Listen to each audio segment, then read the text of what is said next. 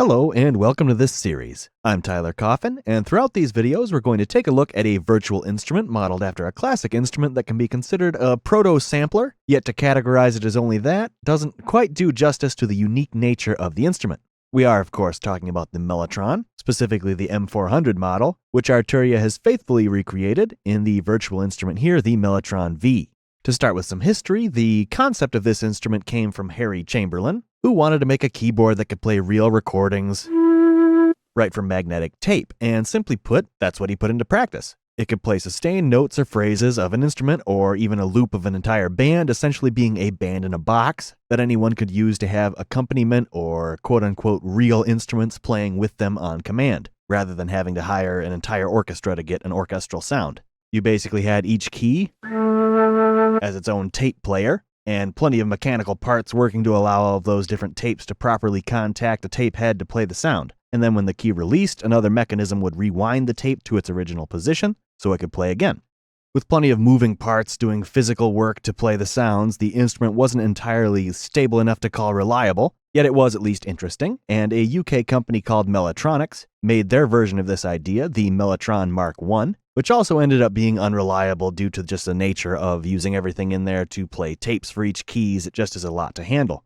The Mark II finally became an incarnation of this concept that was stable enough to be usable for more than just a novelty, and it was rather massive with 2 keyboards and all the mechanisms within to run tape, etc., but it was more usable than its predecessors. And then there was the smaller Model 300, and finally in 1970 the Model 400 or M400 that the Mellotron V is based on, which this had new removable, easily replaceable tape frames with 3 sounds in them to switch between. And this version of the instrument made its mark on tons of music of its time, and it has some instantly recognizable sounds. And the charm of how it works can't really be replicated by a string machine like the Selena or a synthesizer or even a digital sampler today.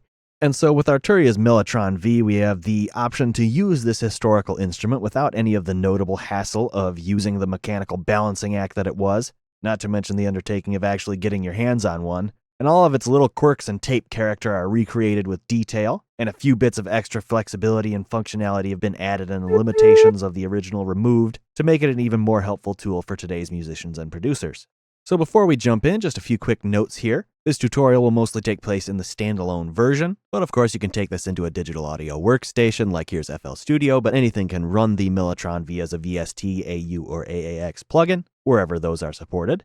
And really the only difference will be just how your audio and MIDI settings would be set up. In standalone, it's set up here, where you get your audio devices, your MIDI devices and tempo set, whereas in a DAW, that would just be set up in those audio settings. But in standalone, you just get all those parameters how you want them. And then another thing we can do is go over to the resize window. If we want to see this a little bit more, we can up the scale.